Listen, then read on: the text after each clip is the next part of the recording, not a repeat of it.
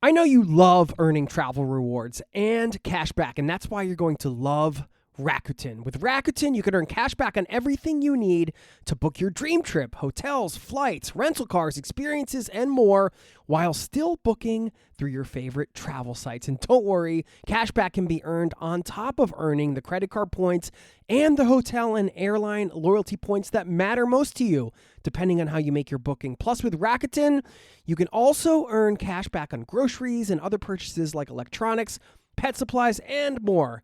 And the best part, you can join today for free and start earning cash back on top of your travel rewards. Go to Rakuten.com or get the app. That's Rakuten, Rakuten. Rakuten, the most rewarding way to shop.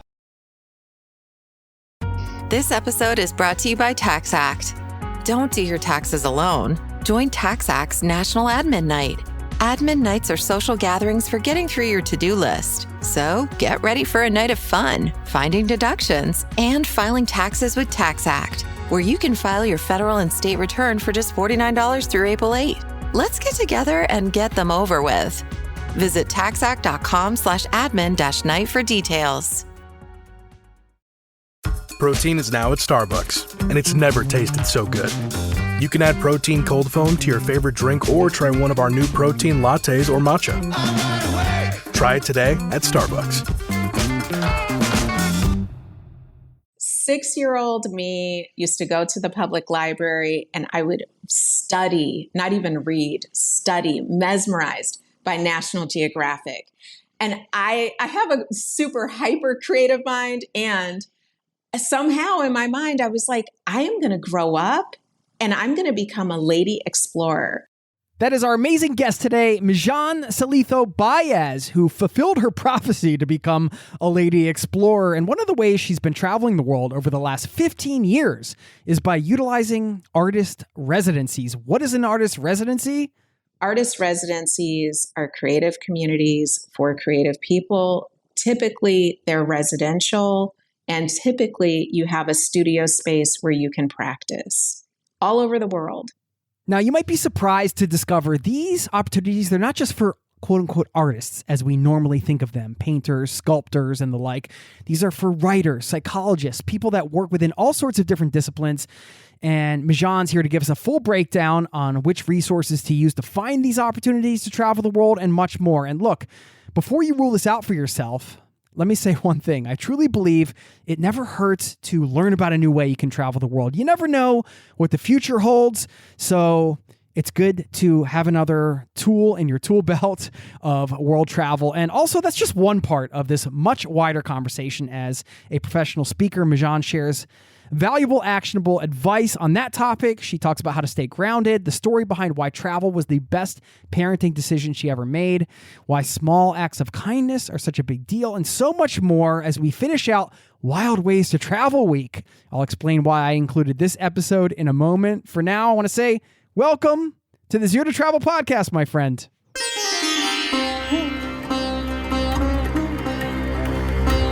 You're listening to the Zero to Travel podcast, where we explore exciting travel-based work, lifestyle, and business opportunities, helping you to achieve your wildest travel dreams. And now your host, world wanderer and travel junkie, Jason Moore. Hey, what's up? It's Jason here with ZeroToTravel.com. Welcome to the show, my friend. Thanks for hanging out, letting me bring a little travel into your ears today. This is the show to help you travel the world on your terms, to fill your life with as much travel as you desire, no matter what your situation or experience.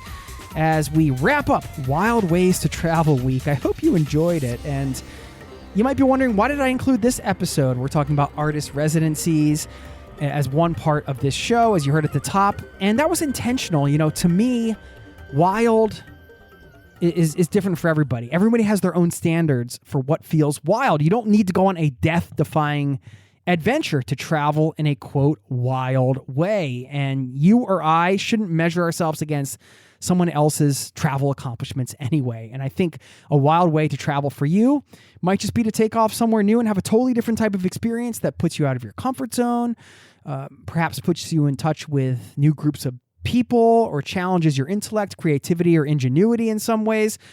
there are all sorts of ways to define what makes a wild way to travel. And that's why I wanted to bookend this week with a new way that we haven't explored here on the podcast, which is artist residencies. And because Mijan does such an incredible job breaking this down, you can see that these opportunities to explore the world are right in front of us. And on the surface, we shouldn't necessarily write them off just because we think they're for somebody else and not for us. And I think that's one lesson I pulled out of this conversation. Of course, as I mentioned, we have a much wider conversation just around travel and life and all the stuff we do here on the show. But I wanted to just kind of share that as we go into this episode. And if you'd like to stick around on the back end, I found this quote where if you just pull out one word, you can use it as a fill in the blank type of quote that can help you silence your inner critic. And I think this is cool. It was a Vincent van Gogh quote. So stick around for that. And if you want to keep in touch, sign up over at zerototravel.com/newsletter. You can get my free newsletter. It goes out every week. And I welcome you into the community over there. For now, thanks for being a part of this listening community, for making the show a part of your day, and enjoy my chat with Mijan. I will see you on the other side, my friend.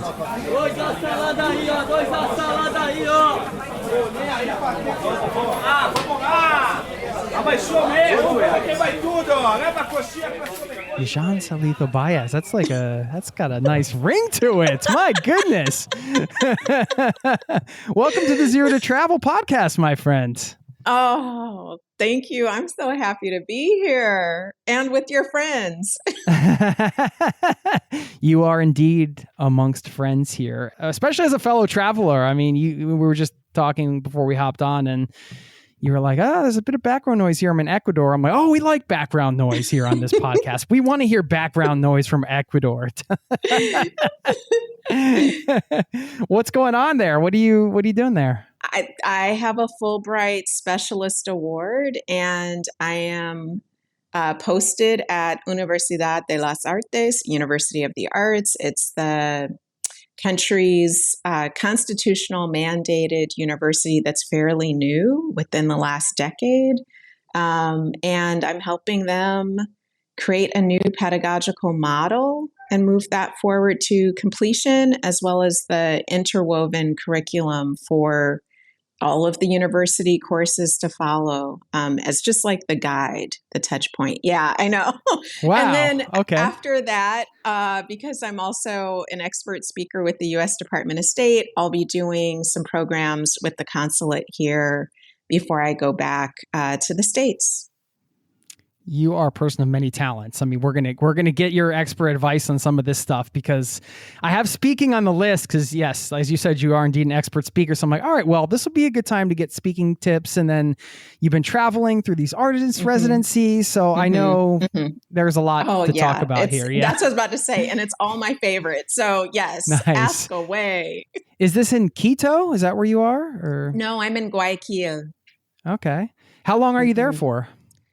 So Fulbright Specialist programs, those awards are anywhere as short as 2 weeks to as long as 6. And then because of the expert speaker programs with the consulate, I'm here a little longer.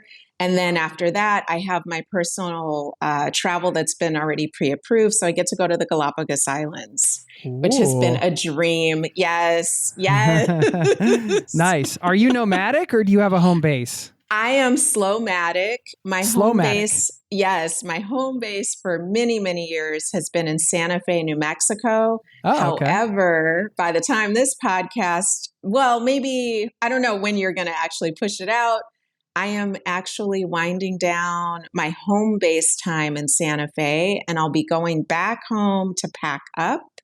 And then moving on to my next fellowship, which is in Los Angeles. It's a blended. I have a Mellon Foundation Fellowship at the Huntington Library to research speculative fiction genius Octavia Butler's archives and make some new work. And then at the exact same time, because a girl has to have a place to live, I have a residency in Santa Monica. So that's where I'll be living. I know. So cool. So, I mean, yeah, you're going to one of the... it could be one of the more expensive places to live for sure. And you're going to be able to just be there free, I guess, right? Or get Well, paid. so I will be paid from the fellowship. However, I do have to pay for the residency. The deal with the residency is, though, as you just said, like New York, LA, San Francisco, those places are so expensive in the States. And artist residencies typically are either free or reduced cost. And in my case, it's reduced cost. That's what it is for everyone. However, my fellowship goes above and beyond paying for my living cost at the residency. So Yeah. a little bit of a Okay. trick. Yeah. Well, I want to understand. I want people to understand a bit more about what you do, because you just threw some stuff at us and I'm like, all right, let's get our heads around this, because it's really cool. So you wrote in the little bio you sent me that you move between and I'm quoting you move between the realms of oral history, art, media, and ritual to produce large-scale cultural projects and live events. And I was like, that's cool. Like, that could so be a many lot things. of different Yeah. things. Mhm. Yeah. And then Mhm. ritual was a word that caught me too, because I was like, that's a really interesting word to have in there. And I don't know, can you kind of explain to us what that means? This is what you Sure. do. So Yeah, it's what I do. I think the easiest way is to say how I started and then the current iteration. So I have a doctorate in international and multicultural education, and I needed to do some research. That's like the whole point of a social science doctoral degree. You must learn how to be a researcher. In my case, qualitative research. And I thank God I had finally, because it took a few iterations. So for anybody who's in grad school, it's like, here's a moment of hope. You will get through it. I finally landed with a great dissertation chairperson who also was the daughter of a father who was a multimedia producer. And she said to me, and her name is Dr. Shabnam Korala Assad at University of San Francisco. She sits me down and she's like, Mijan, we got to get you through this program. Because I'm like, of course, I'm Slomatic. I'm taking this meandering path. I'm traveling all over the place. I've moved out of the country. I've moved out of state. And she says, you're a story person. You need to do qualitative research that is story-based. That's going to be the way to get you through. There's this group called Voice of Witness. They do oral history trainings. I think it would be a perfect fit. And I was like, okay. And so I became an oral historian. That's where I got my 1-week intensive training. And then I followed it up with a year of mentorship with Dr. Amy Starcheski, who I cannot love more. She's still in my life. We're still in each other's lives. And fast forward, like I get through the program. I've done my first oral history big project. It's across northern New Mexico, Pine Ridge Reservation, South Dakota, Northern California. And being me, I'm like, I need to keep practicing. I need to practice while I'm learning. And so I said yes to the very first thing that came my way, which was a Women's Economic Justice Forum, National Forum. They said, we really would love to collect these stories because we're starting to think maybe we'll get an institute going or like something, but we need to collect these stories. I'm like, great. So I'm learning. And as soon as I'm in my last semester and I'm about to defend my dissertation, I am recruited for a media arts educational organization's executive director position. I say yes. I do something very nutty that no one should do. I do not recommend. And I become a first-time executive director while I am graduating. It's like, I didn't know there's this thing called revisions for a dissertation that happen. And I had, I think, 3 or 4 weeks to get them done while I became a new ED. And so a new executive director of a small nonprofit meant I had to learn very quickly how to do all of the things. And one of the best outcomes, though, that supported me as an independent oral historian, which supported me in running a small business, of the cultural work, ritual work, story work that you're like, what is all this? I had to learn how to fundraise. I had to learn specifically how to write grants quickly, how to manage them very efficiently and effectively and honestly and ethically. And I also had to understand the programming calendar and how all of that fit together and managing teams. And so one of my best joys of that job actually was being the person to foster the collaborations with educational institutions, higher ed institutions.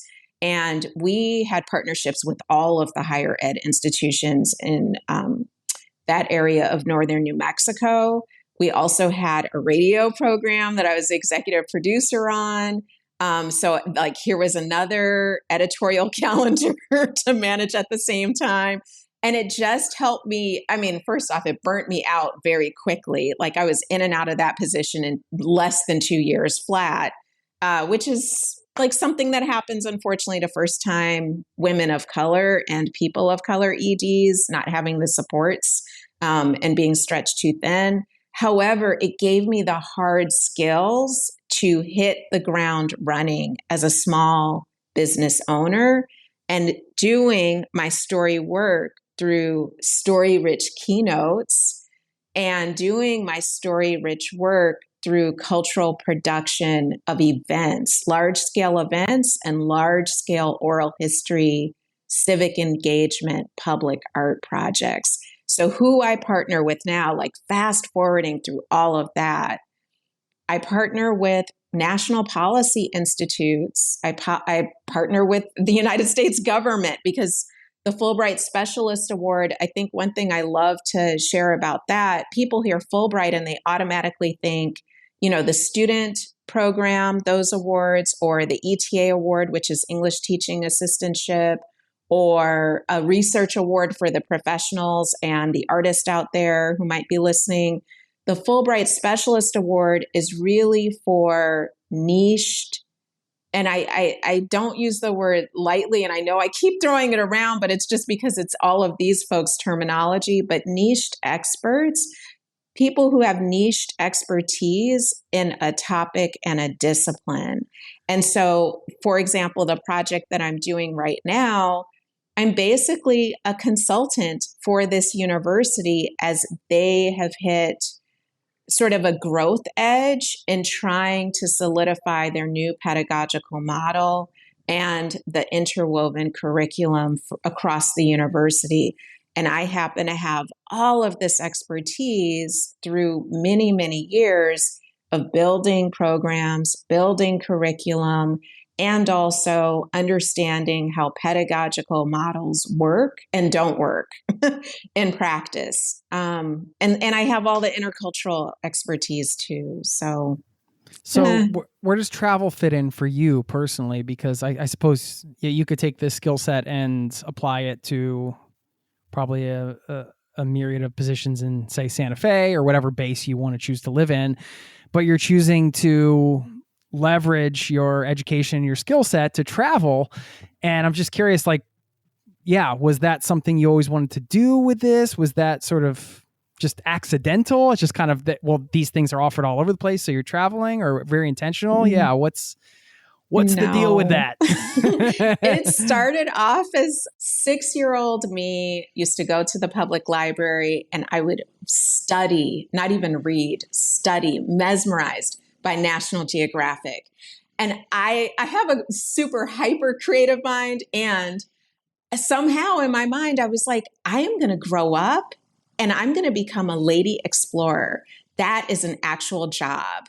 And I know that there's going to be a classified ad like this. I'm dating myself now, right? Like I was like, there's going to be a classified ad in the back of this magazine. And this lady explorer is going to need an apprentice.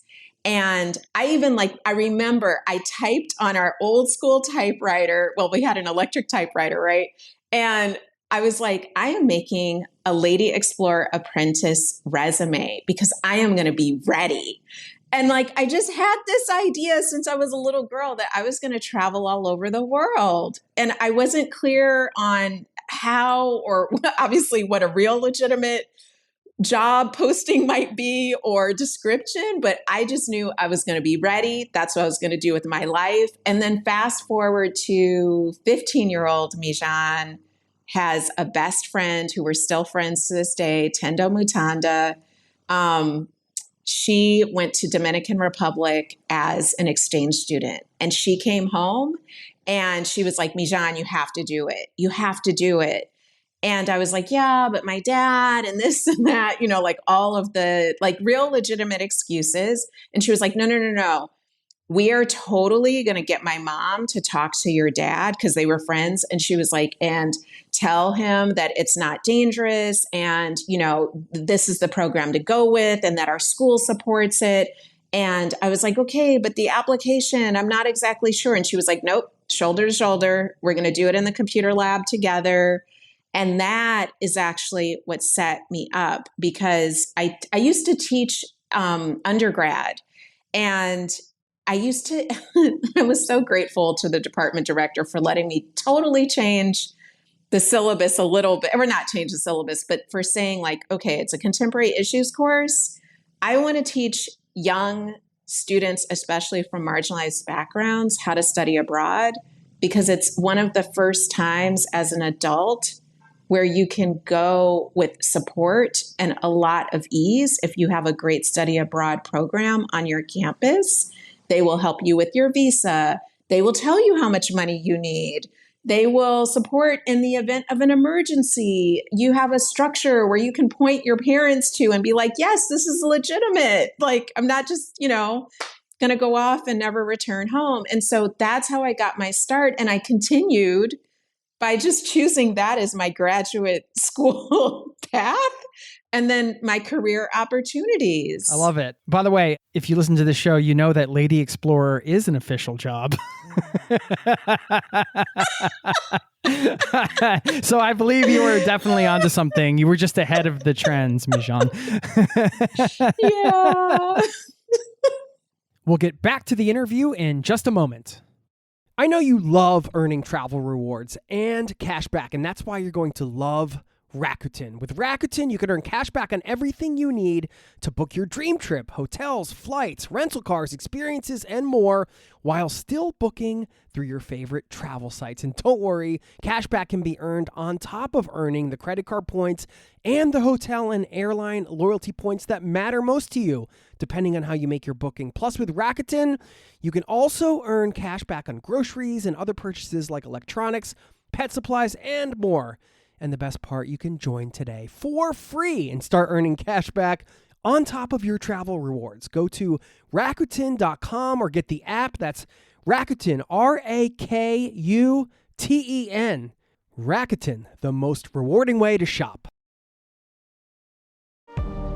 This episode is brought to you by Fandango. People say fans are too distracted these days, but the truth is, when a great movie hits the screen, you show up, you stay glued, invested, part of the story. And without fans like you, there'd be no cinema magic, no shared moments. So head to Fandango.com to get tickets, stream, or rent or buy top movies and series.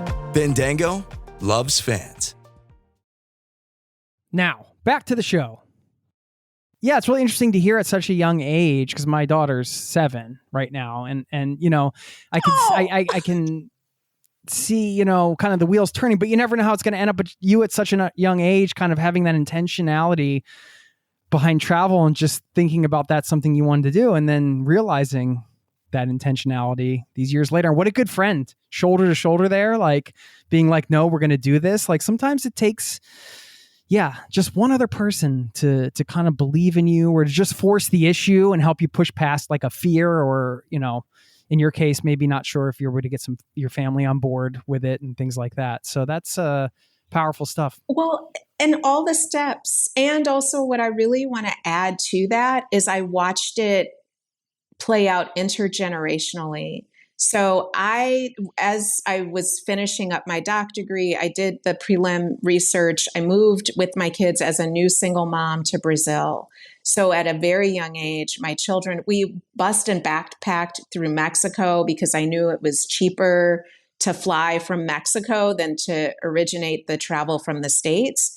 And also I just was like, let me show my kids as many countries as possible. So we spent almost 2 months just busing and backpacking through Mexico, and then flying to Salvador da Bahia, Brazil for the semester of research. And I dropped my son, Isaiah, off at college years later. So maybe he was 8 or 9 when we were going through Mexico and Brazil. Fast forward a decade. He's 18, doing the drop off. We do this ritual. Ritual is huge in my family and my practice. And I'm like, what do you want? I have a daughter, his sister, Indira. What do you want the sibling as well as me, your parent, to let go of that you've noticed in our growth and living together? And what do you hope? I know, I was like, I'm an intense person, right? Okay. I was like, and what do you really hope that this person like leans into, grows into, embraces a bit more as we are all doing our individual, adventures now moving off? And the one beautiful thing that I hold with me from that day of saying these things like very intimately with each other is my son said to me, when you took us to Mexico and Brazil, that was one of the best parenting moves that you ever made.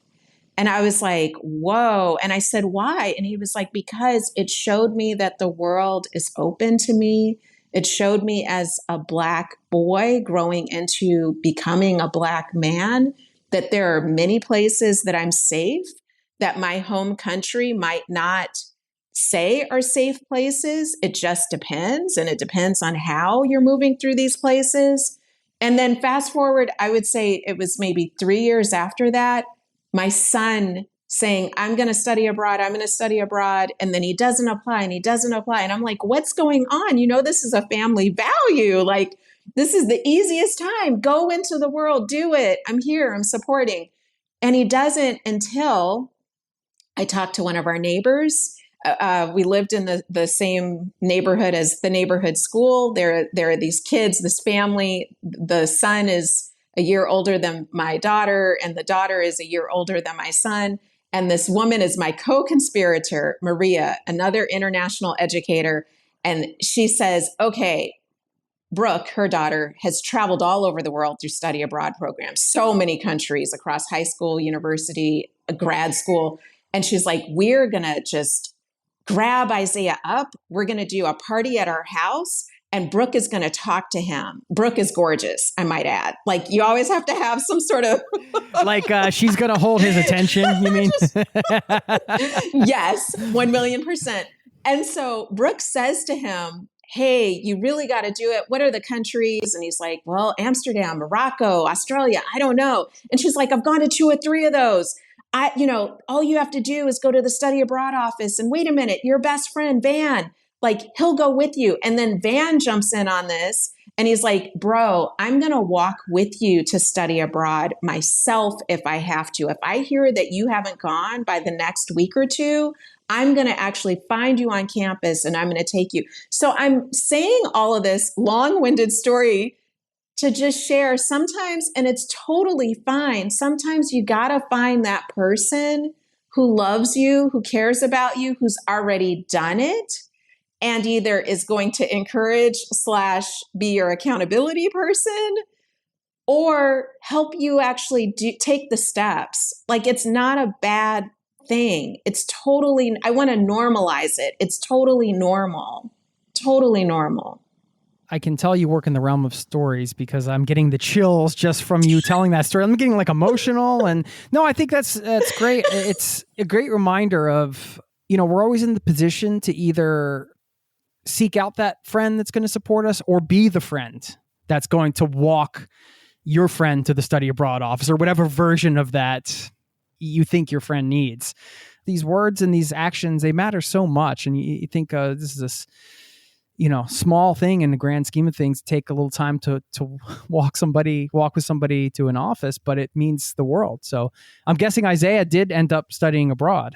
Amsterdam. Yeah. And then, so like the bow on top of all of it, and he fell in love there. He loves it. He actually wants to move back. And I'm like, Amsterdam, really? I hadn't been. And so fast forward 3 years, 2 years, something like that, his kid sister, undergrad, she decides it's my turn. I'm going to study abroad, applies London, Paris, doesn't get London, gets Paris. And my son like takes me, I don't know. How I didn't see this coming, I have no idea. Why I'm going to describe it like I'm being bamboozled when clearly I was not. I don't know about that either. But my son says, hey, she got in. Indira is her name. Queen Eye is how we refer to her sometimes. And he was like, we've got to drop her off. We dropped her off at school. You guys dropped me off at school. You actually went to New York with me on the way to Amsterdam. Like, it's what our family does. We've traveled with you, Mom. And I'm like, okay, what does that actually mean? And I said, okay, well, then actually, I do have some work in Europe. It's around that time. And so I spent 5 weeks, 2 of them all together as a family, and then the other 3 for work. We went to Amsterdam for a week and saw where my son went to school, why he likes that place, like why he loves it. Is super clear now. There are more bicycles than humans.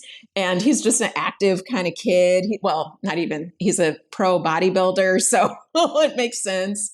And then we dropped off my daughter and moved her into her dorm in Paris, into her studio that's facing the Eiffel Tower, and all got to be mesmerized by that. So it feels very full circle, very You sound full like circle. the coolest mom.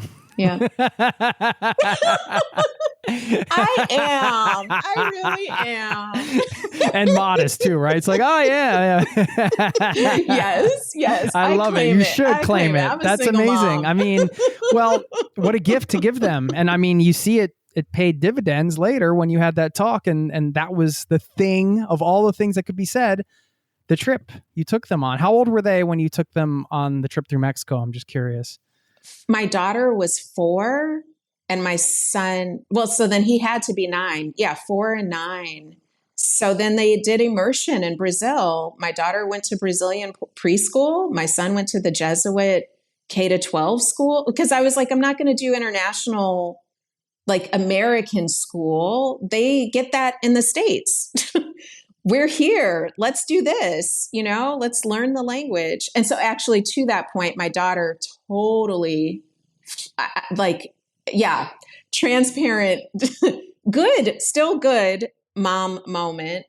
Within the first 3 days of my daughter moving into the dorm, starting school, all the things, having to do the metro on her own, she had never taken French classes. And you hear the lilt in my voice where I'm going with this. And she says to me, this is so hard. People only speak French to me, even if they know English. I want to go home. I'm going to maybe transfer back to the States. And I said, you know what? I am not a good person to process this with. I have a feeling that there's a lot of emotion here. I would really encourage you to talk to all of your friend group, your best friends, whatever friends you make. Post about it on Instagram, whatever you want to do. But I've just spent quite a bit of money and I am deeply invested in this. And so let's check in another month. Let's do monthly check-ins about your decision-making process. I support whatever it's going to be because it's your life. And I'm just not a good person, like in the play-by-play for the first 6 weeks. And then my son, thank God, chimes in and he's like, you know what? When we were in Brazil, you learned Portuguese first because you were so little. And then I chime in and I'm like, yes, because, my doc background, I'm like, I understand very well literacy and language acquisition. And I was like, honey, a 4-year-old brain learning a foreign language versus a 20-year-old brain learning a foreign language, like night and day. You had it easy. I had it the hardest. That's why I was frustrated. And so then my son chimes in again and he's like, yeah, you just got to get through the first 8 weeks. Like after that, everything's going to click.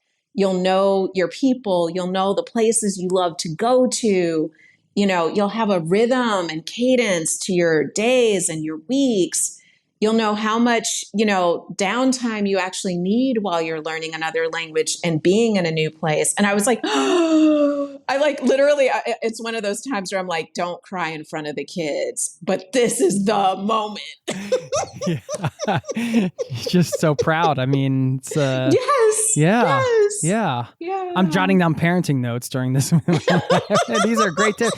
No, really. I mean, it sounds like you guys have such a nice relationship together. We're close. We're really talk close. about all these things and do check-ins and that sort of thing. And you kind of briefly mentioned the ritual, again, that word coming up being important to you.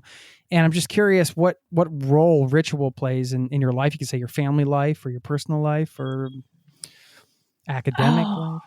It's grounding. It's, I think the way I can describe it is even when I have been a teacher years past, the facilitator, when I do speaking engagements across the board, I begin with a ritual because for me, and what I've found to be true with my learners and audience, when we have a grounded beginning entry point that anchors us to the time and each other, everything flows. And my nervous system is dialed way down. It's not hyped up. And I'm like, I'm afraid. I'm afraid to hit the stage. I'm afraid of what might come out of my mouth. Or it's like having a dial, a tuner, and it just dials everything down for me. And I have to say personally, as a speaker, I've talked about it here and there, but not very much. I got to a place where I was having out of body experiences and I asked like healer friends and midwives and just anybody who I could get some advice. I'm like, I need this to stop because this is frightening to be in front of a live audience, hundreds of people, and I don't know where I'm going. And then the next moment is the end of my talk and people are standing up and applauding, but I don't know what I've said. Like, I don't want that. Yeah, I was like, I don't want that. That is the definition of ungrounded. You know what I mean? And again, I was asking all these people for help and advice and people would give help and advice, but it just wasn't helping me until, and I know this is going to sound a little nutty, but until I met this burlesque dancer teacher who said, I think you're connecting with the whole group and not people one-on-one at a time. And it's overwhelming you. And I think you need to start doing some practices before you hit the stage, as well as integrate into your practice on the stage where you're helping yourself to just sort of 5, 4, 3, 2, 1, dial down into your nervous system. And so that's really where, oddly enough, ritual, something I was doing privately, had to become a public thing. It makes sense to hear that practical advice like that came from somebody who's entertaining in some ways, right? On stage and in a different way, but that's great advice for speakers too, I guess, is just making those connections. I think so too, especially because I haven't seen her perform, but my vision is that, she's doing something intimate with her body, with other people publicly. And we did chat about it. Like, she does need to be in control of how much to give, basically, and how much to receive. And she's responsible for that. So it was like the perfect person to receive that advice. And then I just sort of remixed it with something that a therapist took me through, a mindfulness practice, a sensory mindfulness practice that I actually began my talks with now. I was doing it privately before, but I was like, wait a minute, if it does this for me on the inside and it feels so good and it's so soothing and I'm no longer nervous to speak and I remain fully engaged in my body, what would happen if I share it with the audience? And I think it's called like the dropping anchor meditation, something like that. I, of course, do my own little spin on it, but it's basically like, the 5 senses with me right now, what are 5 things that you hear? And then I pause and I give a second for people to come with that, as well as me. What are the 4 things that you are tasting? Maybe you had breakfast already, or lunch or dinner.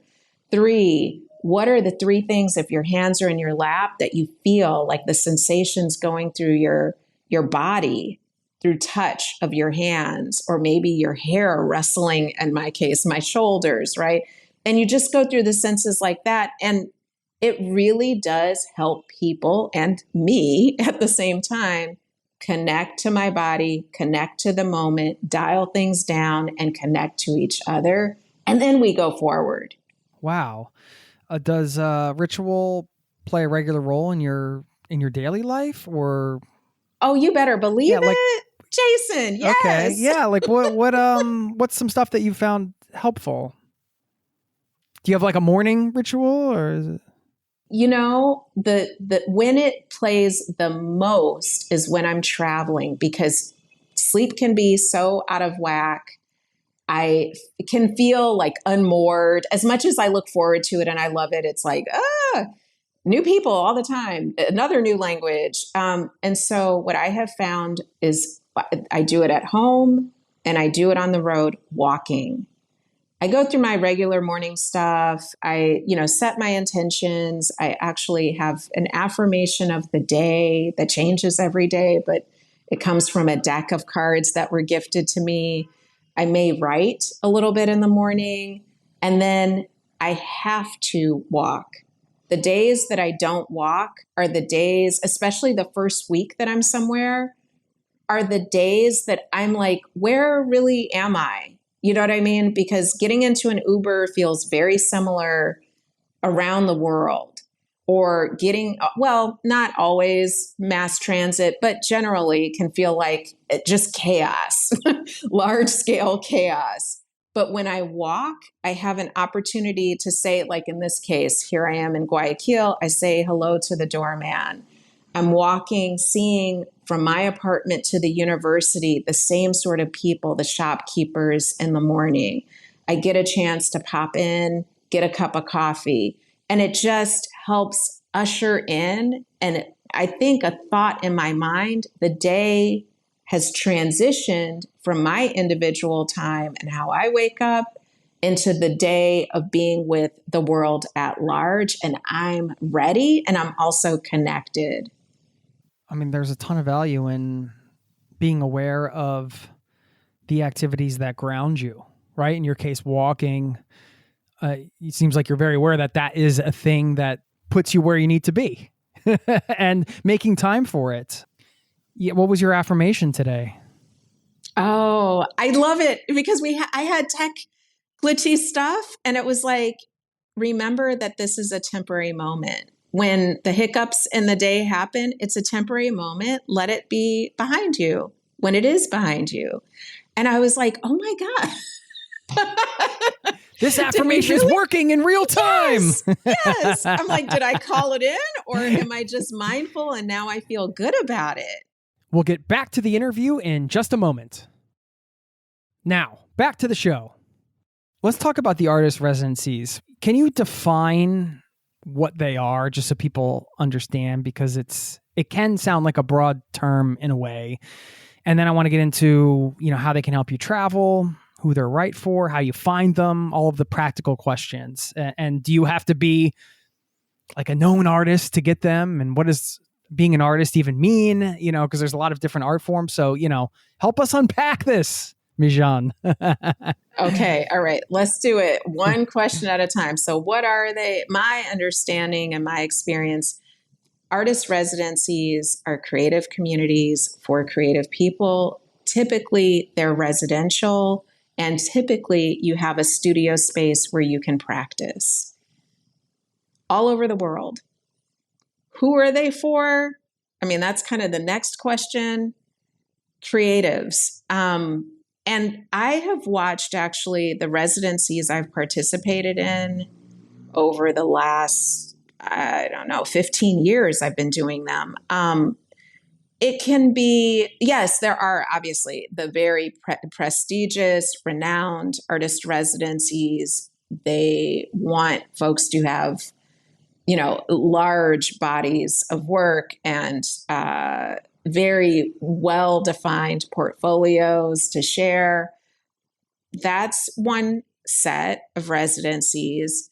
There are other residencies where, yes, I'll say three buckets. The second one is, yes, they also want people to have very clearly detailed, defined art practices, cultural work practices, design practices, writing practices. There's a third, they're looking for people who think creatively and are applying a creative approach to their professional body of work. I will give you an example of one that I adore, love, beyond, actually two of the top three favorite residencies of all time. The Banff Center in Canada, I don't know what they're doing. I don't know people connected there anymore. I'm not a good person to have a listener, email and be like, and what was that about Banff? I don't know. I used to be faculty at Banff after I had two residencies there. And in fact, I was faculty in the cultural leadership program.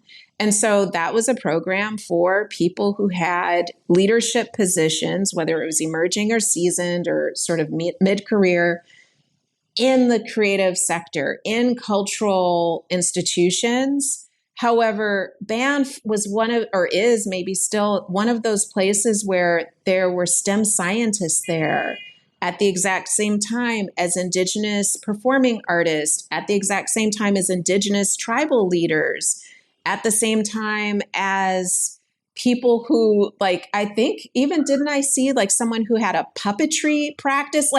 It was not about opera singers all coming together, although I'm fairly certain that they probably had an operatic residency program. It was every kind of creative and creative thinker under the sun. A second one that I can tell you is more, or I should say, how do I explain it? Well, let me just explain it. Poco a Poco in Oaxaca, Mexico is another creative residency. However, I feel more confident stating that they truly want folks who have boots on the ground practice, whatever practice that may be, whether you're a teacher, whether you're a podcaster. In fact, I can say it from the perspective of this. I've done it twice, two residencies. This residency this year of 2023, there was a New York Times journalist. There was a psychoanalyst. There was a choreographer, multimedia person. There was a seamstress who, came from a traditional background and had switched from being an architect. And so now she does eco-fashion design work, and she's exploring that more and more. But again, that wasn't her longest held background. There was an educator. They are a professor. There was an architect. I mean, it was just all kinds of creative people. But what I want to hone in on is the psychoanalyst, who I don't think in general people would say, oh yeah, artist residency totally makes sense. This person has a creative approach to psychoanalyzing her clients. And she fit in perfectly. So my recommendation, and something that I do, I keep returning to these questions again and again when I do my annual visioning. And it's, what do I want to learn this year? What do I want to share? So maybe it's through teaching or practice. How do I want to evolve? And who do I want to grow with in terms of an ecosystem? And I apply those questions when I consider what fellowships to apply for that year and what residencies to apply for that year. And then I began doing the research of, well, okay, I understand myself through these 4 questions. What's going to be the best mutual match? So I think that's the part where people get tripped up. And I don't even mean on an ego side of who's good for me. I really do mean because what I see actually the majority of is the opposite, not who's good for me. I see more people feeling like, oh no, I'm not good enough for that, or oh no, they only want the fancy people, and it's like, okay, maybe that group, yes, that might be true. Maybe that institution, maybe that residency, maybe that fellowship. However, if you do a deeper dive and you look at what are all possibilities that we would be a good fit for, and vice versa, just off of mission statements, previous residents and fellows, I feel like we come to a clearer sense of what the folks really want and how we may be a good fit for that. That's a better approach than just straight away saying no, like 16-year-old Mijan who said, no, exchange programs is going to be too hard. It's like, well, let's just sit down shoulder to shoulder with the person who's actually done it. Maybe that's a better way to assess it. Yeah, that's great. I think, well, it is important. It has to be a fit for you, right? And that makes it a fit, and it's a symbiotic thing. I love where you went with that, because the psychoanalyst, like I said, that was the perfect example. It's like, this is broader than people think, I guess, is the point. And that's why I think you're just highlighting that through these stories. And the approach of kind of creating a match to start your research. We can go into the sort of the research question next, but I would love to hear one more time those 4 questions you ask yourself every year, because that's really powerful stuff. And maybe somebody wants to steal that framework. It's, what do I want to learn this year? What do I want to share? And it could be, for me, it's through my creative practice and or teaching. How do I want to evolve?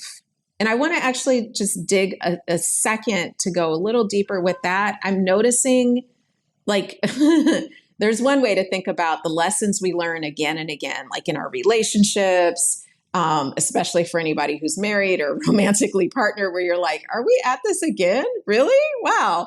And it's like, well, but how do I want to evolve with this? Like, how do I want to be a companion to this change in my life, as opposed to an adversary, right?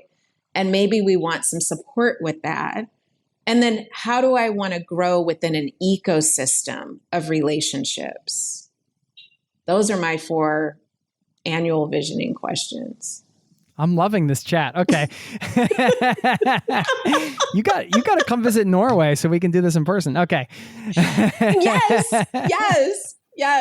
I'll reach out to the consulate. Yeah. And be like, hey, let's do an expert program. Let's do it. Yep. With the advice you just shared, which I think is great, the kind of the self-analysis and trying to understand what might be a match for both sides.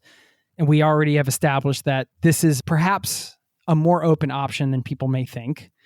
So where should people then begin to kind of research these opportunities? And I know there can be like countless websites out there and things like that, but if you just have like your top 2 or 3 tips. Yeah. I have 3 for you. Number 1, go to the listservs, and I'll be sure to share the links with you, Jason. Hopefully you could put them in show notes or something like that. Artistcommunities.org, they have a directory. What I want folks to know is that that's more domestic US based. Transartist.org and Res Artists, and it's Res Artists without a T though, .org. Those are the 2 more international residency listservs. What you want to do is get clear. I think the step before you jump to the listservs is, and these clearinghouses of residencies, is to ask yourself, are you going so that you can do a deep dive and produce some work? So you're like going with this intention of really hunkering down. And if you've got a play to write, you're going to progress through that. Like coming out with a finished product. Whatever it is. Okay. Yes.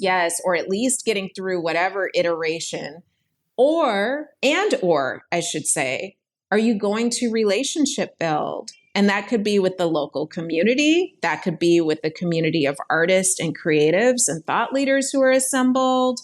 That could be, I think, a missed opportunity so many people don't think about is who are the staff members, like who maybe, leadership.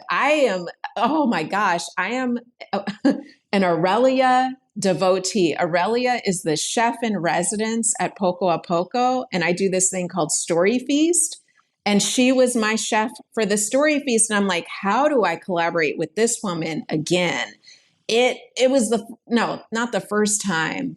I would say it was the second most meaningful Story Feast that I have done with a chef, where I'm like, there's something that I've got to learn a bit more about how this person has a culinary practice that is so, so perfect for this kind of cultural production work. So I'm like, think bigger, you know what I mean? And then also go smaller when you go into the listservs and these clearinghouses, and ask yourself, where do I want to be and why? Ask yourself, do you need an individual studio or is a group studio okay? And I'm looking at you, even though I can't look at you, I'm looking at you writers, because it's like a lot of writers really need silence and individual spaces. And so if that's important, if you have mobility concerns, constraints, challenges, opportunities, if you're a dancer and, it's a artist residency that says, yeah, we have a place where you can dance, and you realize it's concrete floor, that might not be the best fit. Like, just thinking through those kind of things, as well as Wi-Fi. I mean, the list goes on, and you should be able to suss it all out through those. What I want to give is a couple of pro tip hacks.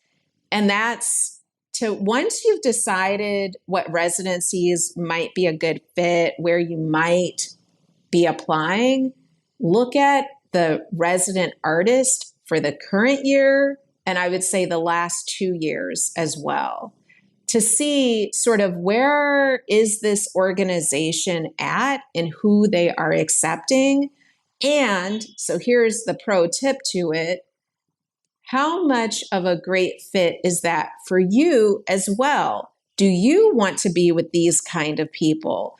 Dig a little deeper into now it's going to sound like I'm a little bit of a stalker, but dig into their social media accounts and see, like, what is this person's disposition? Because you're going to be living with them. Like the residencies I go to, it's not shared like a room that you're sleeping in together.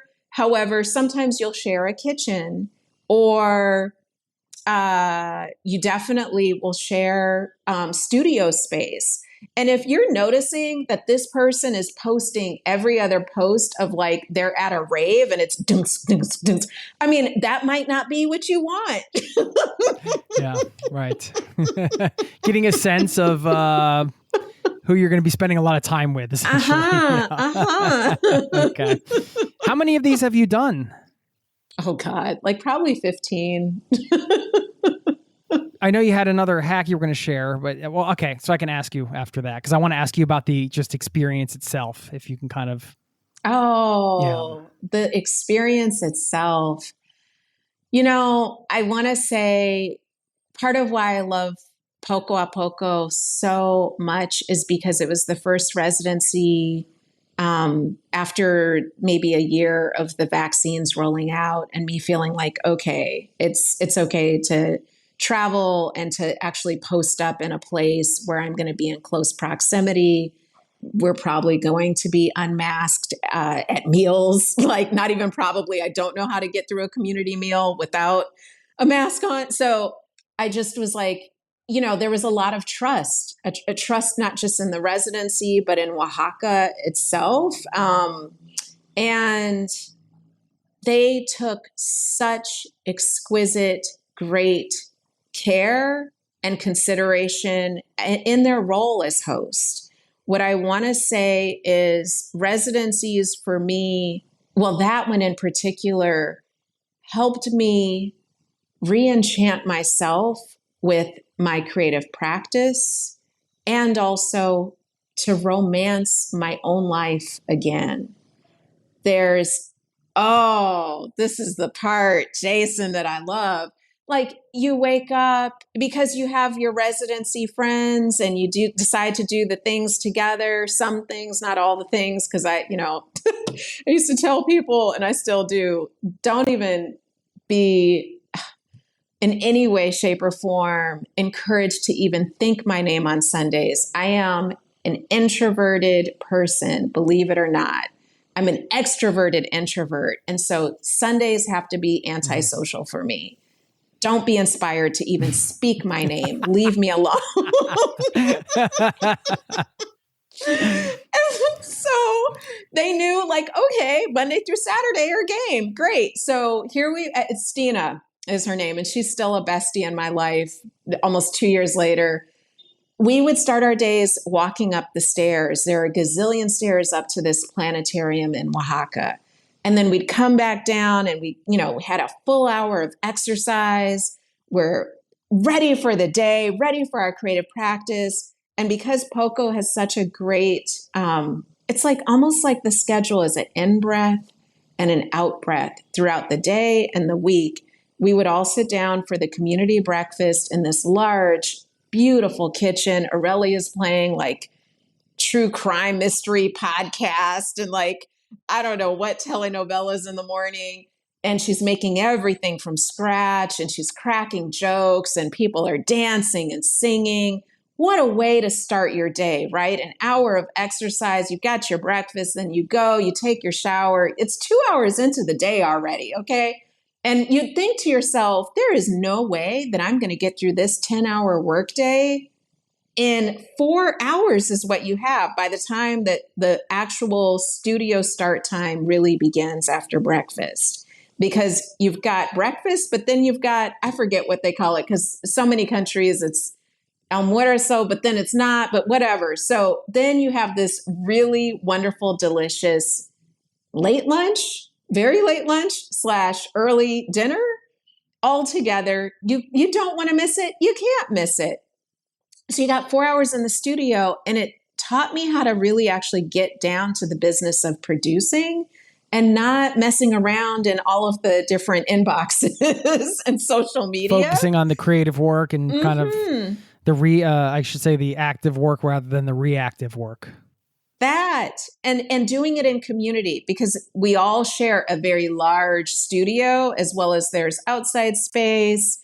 And then you've got another meal and it's time to share what you're working on. And so that's when we would have creative practice talks, like artist talks. That's when we could problem solve even like, oh man, I hit a bump here and I don't really know how to do it. Oh, okay, I'm working on an oral history statewide project. I'm trying to figure out how this mural is going to work with it. And then to have a writer say like, well, okay, if you thought of it like a prologue or what is it, the epilogue, like, are you changing the position? So that I call it having the benefit of creative cross training. It's like going to a gym, but for your creative heart and soul. And so that's dinner time. And then usually like if there's something to celebrate, there's always a reason to bring out some mezcal. And then we're into the nighttime. And it's like, choose your own safe, great, joyous adventure. And it just repeats every day, 5 days a week, with the exception of going to the International Cafe around the corner, just to give Aurelia a break in the morning. And then 2 sort of field trips out either quite a ways away or right in Oaxaca Central. Wow. Okay. That was a great real world example of the experience. It sounds really inspiring just to, you described the beginning of the day and getting exercise and you're, 2 hours in and you haven't even hit the studio yet. And it's like, but it is important to, I think I have to forgive myself sometimes for, I'm using air quotes, slacking off, let's say. By that, I might mean, going out and taking a walk or just playing guitar or doing these things that aren't creating the thing I need to create for that day. But also that space is necessary for creativity. you it know? recharges our creativity. It's a That's balance. the thing. Yes. I don't know a way of just going as if it's this unlimited reservoir that does not get refueled and refilled. I just don't know that that's possible. I think we have to be intentional in our choices and how we refill, and also understand what truly is pouring into ourselves in good ways and what is unintentionally like drilling some holes and creating leaks. How long are these opportunities usually? I'm sure it spans. Residencies. Yeah, they can be. I mean, the residencies I've done have been as short as a week, which is hard for me. I mean, I'm not a digital nomad. I say I'm slowmatic, because I'm going for like 2-month increments at a time. A 2-month residency, I think, would be a bit much for me. My sweet spot is 1 month. And that's either like, it could be 3 weeks, could be 5 weeks, but it's somewhere, you know what I mean? It's somewhere in there.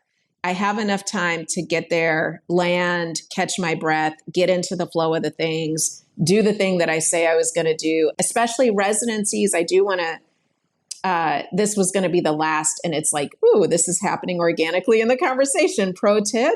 There's going to generally be a request/requirement that you do what's called an artist talk or a talk about your practice. And I have noticed that people can get like panicked. I used to get panicked about it. And really, it's just a share. Share what is in your heart and how you're evolving, and maybe how the residency time has helped you move in some ways through what you were experimenting with before you arrived and landed, and where you are now. And it could still be like, I have this question about XYZ, or I'm at the beginning of. But my pro tip is to start on that talk before you actually even get the residency, to start on the talk as one of the fundamental things, and I mean it in a draft sense, before you even begin, I should say while you're researching residencies, before you even apply.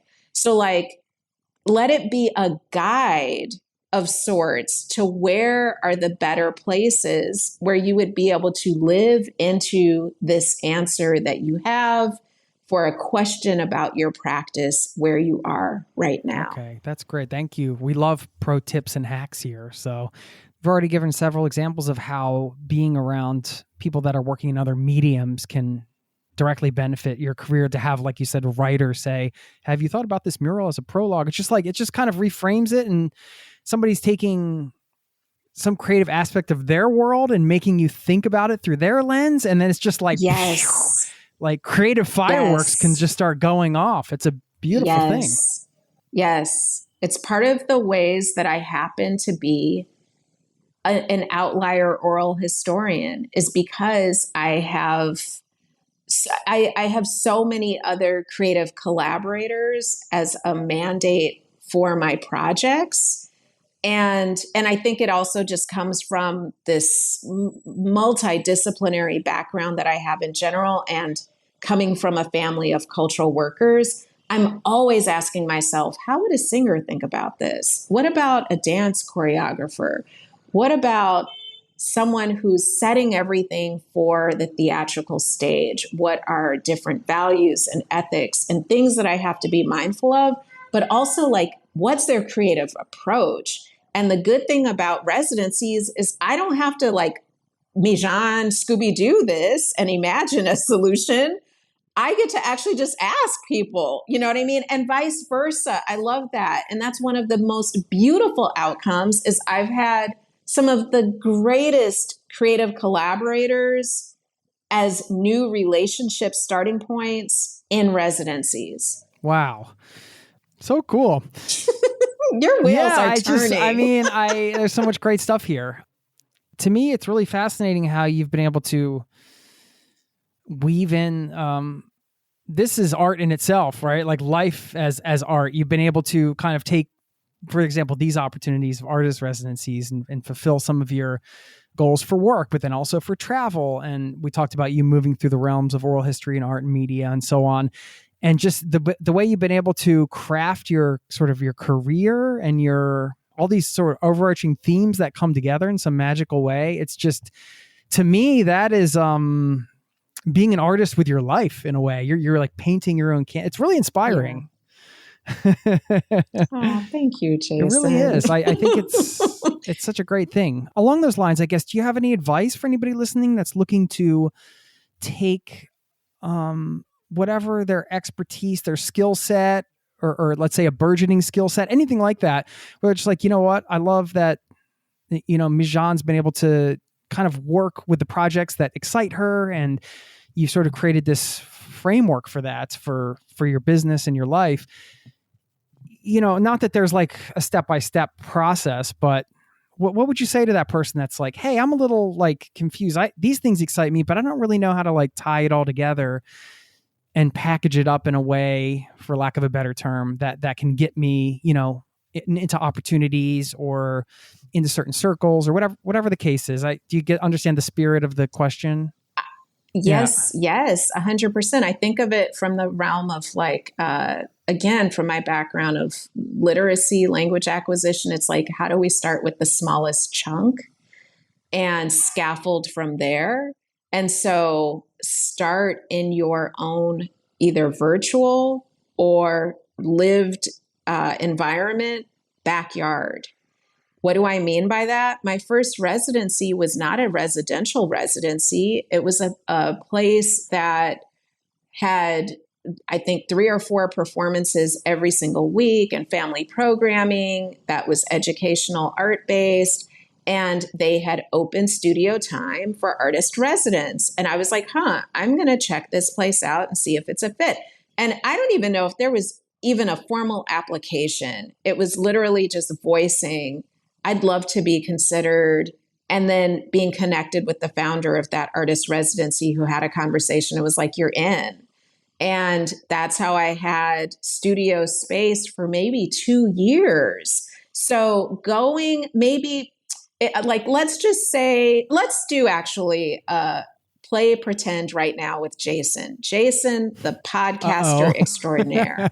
Jason, who is going to get his first artist residency in Norway. Well, what do we need as a podcaster? We need space. We need quiet. We need a place where we can install equipment and set it up and take it down pretty quickly, right?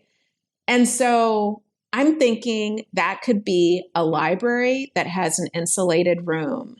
That could be an actual theater that does not hold any sort of lighting requirements for prep or set design or anything like that. Maybe there are quiet times throughout the day, 5 days a week, that mesh with your schedule. I'm thinking about quiet places that are in the local community where you live. And that's where I would start first, just to see, like, do they have residency programs? And if they don't, do you know somebody who knows the director? Ask right there. And then I would do it in tandem with, what are the dedicated residency programs that already exist that are smaller, more intimate in nature? And start there with your application process. Let them know who you are, that you're super excited to know what the next application round, when that is. You want to, if they can, give you the last application. If you notice it's not still living on the website. And then I want to make a plug also, because I notice, like, again, folks seem to really gravitate to like the super romantic community-based residencies after they hear me talk about them. The places where we can get work done sometimes are not the most typical. And I'm going to give another example. There's a residency also that I did this year. So I'm like 3-4 residencies in at this point of the year, and it's only October. or not only October, year is almost over. I did almost a month in the wine country of Northern California at a place called In Cahoots. Don't you just love that name? In Cahoots. And it's for printmakers. However, I had a writing residency. It's a farm. It's gorgeous. It's quiet.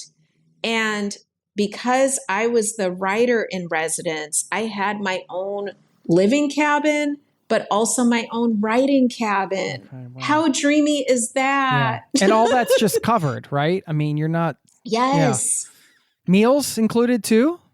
No. So now that residency, the meals were not included. They vary. However, yes, you go. I mean, we had like one day a week, we would all go to happy hour together. And then we did maybe 2 or 3 field trips. We went to the beach, it was so gorgeous. Oh God. Yeah. I'm like thinking about it again. And what I want to say is we did meal runs. So we would go to the grocery store at least once a week, sometimes twice. And then we would go to like a restaurant run or a taco. Oh, the most amazing. I feel like bad saying it, but like literally the best shrimp tacos of my entire life exist in Petaluma, California. Oh, nice. I just want to say that. Nice. I lived at a campground in Petaluma once, but that's another story. Get out of here. Oh! So I'm familiar with that area.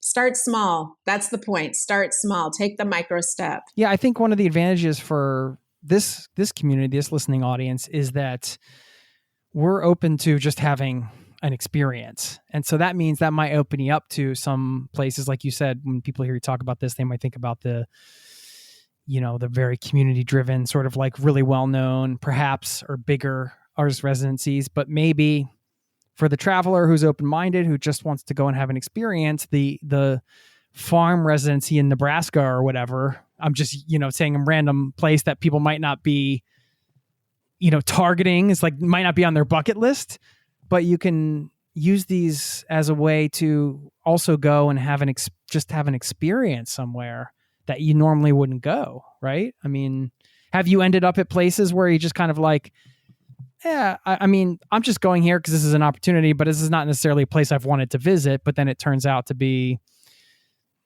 something special? Or I'm just curious if you've had anything like that in your life. Or are you pretty selective at this point? You're just like, you know what? Yeah, well, I am selective at this point. You've earned it. Yeah. And though I am also, because I'm such a hyper curious person, I let that be front and center as well. And so there are times where I'm like, you know what? I'm just literally curious, like actually in Cahoots. I'm like, I'm curious about what writer Mijan does with oral history projects of the past and sort of these because I've got this speculative future work. I was like, what happens when I live on a farm for a month? Like, how does that quiet work with me or not, And will I feel like so unhinged by it because I'm a big city girl? Or will I feel so nourished by it? What happens to my creative practice as a result of hanging out with printmakers? You know what I mean? When the day is done. And also seeing, because the printmakers have this huge red printmaking barn. And the founder of the residency, Macy, she was like, do you want me to give you a lesson? And I got a printmaking lesson while I was there. It's been like a dream for so long, So, I let my curiosity just run wild. Why not? Yes. I love it. What was the term you just said? The speculative. Speculative future. Yeah. What's that about? Mm-hmm. I mean, speculative fiction, right? Like, so Octavia Butler, big speculative fiction genius. It's this notion of world building. I mean, the way actually when you were describing like my creative approach to living, which I do agree with 1,000,000%, I feel like gets an opportunity to fully play when I'm in the realm of world building. I love ending every oral history interview that I conduct with my narrators, my interviewees, asking them to tell me, to gift me, to share their story of the future. This interview is about like living and travel a speculative future. If I'm going to speculate on travel in the future for SLOMADs, I would be curious as an interviewer, like, what is that story of future for slow travel? How does the travel world change? And how do you as a person envision yourself changing? What is the world that you are actively building around that? Okay. It's kind of like that. With the oral history work, is it that you are going out and capturing these oral histories that have been passed down and documenting them so they don't get lost? Is that the projects that I do? Like a good example, actually, yeah, I love giving the answer through examples. So last year's very large scale oral history project was with Policy Link, a national policy institute, and they commissioned me for the year to collect 20 oral histories of BIPOC, creative, cultural worker, sovereign nation leaders. So all kinds of BIPOC leaders who all had committed their work and their lives to their community's positive change and transformation in pursuit of liberation for their peoples. So I did that up and down the state. And my thing is, you know, especially when I hear from narrators who have their communities, their people come from historic harms that have happened as a result of like treaties not being honored, things like that. I know that there's resistance because it's been voiced to me repeatedly of putting those oral histories, those recordings and the transcripts into federal or state government archives. And so I always, just from the very beginning of my oral history practice, especially working with undocumented and indigenous communities, I would say, okay, it is a disservice to collect all of this money through funding sources, create these large scale projects, and then the people who literally worked with me to contribute and create these projects can't even go to the repository, to the archive, because they don't have government issued identification. That's going to be a no-go. What are other ways that we can archive these stories in a community accessible way? And so my wraparound approach to it has been, well, let's do it through the senses. Where are the places where you will see going to work as you walk or taking the train? What buses do you ride on? Like, can we do billboard campaigns?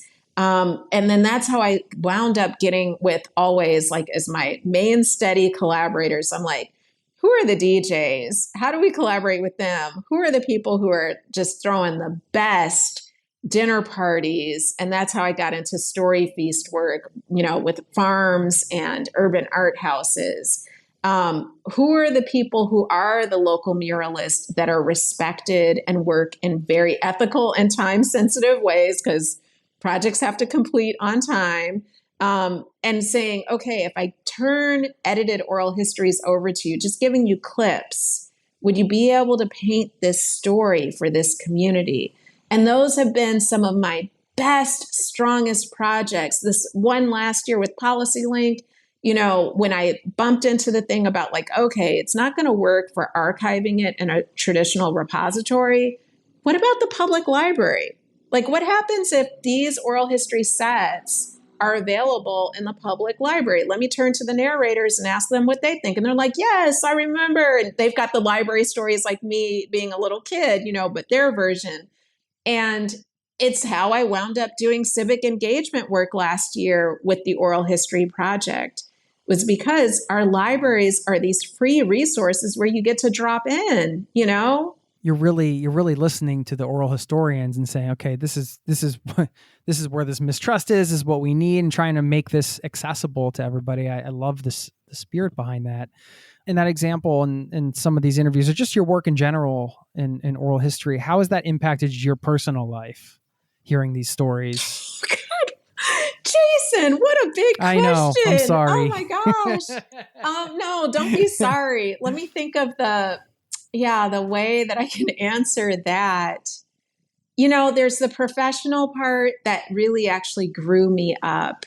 And thankfully, I've had some of the most generous, exciting, and even acclaimed narrators, interviewees who have been kind with my learning curve as I not just, grew as an oral historian and an interviewer, but also just kind with one principal thing. I think this is what I'd like to hone in on the most. Last year's project was the first time where I always shared the story that influenced the oral history question that I was going to ask, which was a vulnerable question. And so it helped everybody who I sat in front of to say, okay, this woman is opening up to me. So now I can fully embrace the invitation to open up to her. And it also is a clever sort of strategy for helping the interviewee, the narrator, understand the story arc of sorts of the interview questions and the stories that I wish to elicit the most in that interview. As well as it just helps me be a better person. Interviewing amazing people, don't you think? Yeah, I mean, look, this is why I'm still doing it for 10 years later. I get to talk to incredible people like you. And I mean, I've so enjoyed this conversation. We have to do this again. Can we do this again? Yes, please. I would love it. Yes.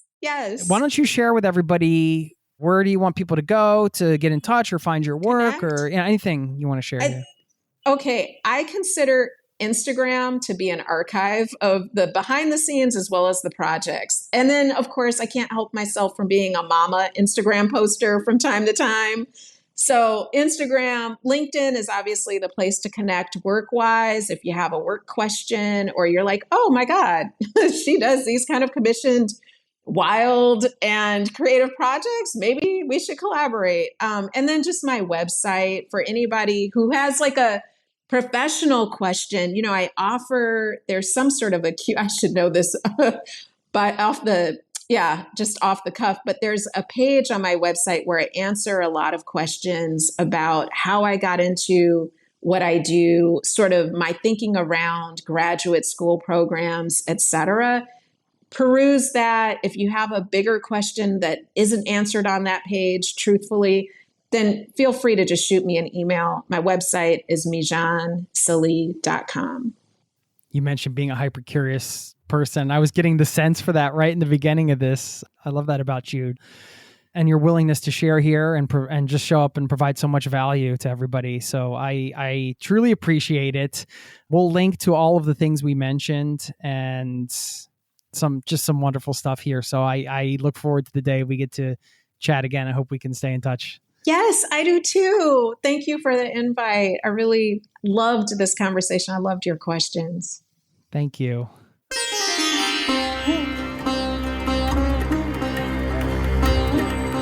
There you have it. Thanks to Mijan for stopping by the show. Loved that conversation. And it was so cool for me to hear about this new opportunity, this new way to travel that I'm certainly filing away as a potential future experience I might want to have. Really cool stuff. Hope you enjoyed it. And I wanted to leave you with this quote I mentioned at the top, this fill in the blank quote in just a moment. First, quick reminder, zerototravel.com/newsletter. If you're not signed up over there, go sign up so you don't miss any of the goodies off the podcast. And thanks once again for being a part of this listening community. Get in touch if you have any feedback, guest recommendations, and the like. I will leave you with this quote now from Vincent van Gogh, who said, "If you hear a voice within you say you cannot paint, then by all means paint, and that voice will be silenced." Now, you can guess what word you can sub out and fill in the blank with if you just remove the word paint with whatever thing you want to do. If you hear a voice within say you can't travel, you can't play music, you can't whatever, then by all means do that thing. And that voice will be silenced because it can't help to be. And, simple quote, but powerful message and powerful exercise. So if there's anything that hits you in the gut, when I say that, you're like, oh, this thing jumped to mind. I would sub in that word. then by all means, do that thing. Try it out. See if you can silence that inner critic that we all have. Enjoy the rest of your day. Thanks so much for being a part of this listening community. And I will see you next time. Peace and love to you and yours. Cheers. This podcast has been brought to you by ZeroToTravel.com. Ideas and advice to make your travel dreams a reality.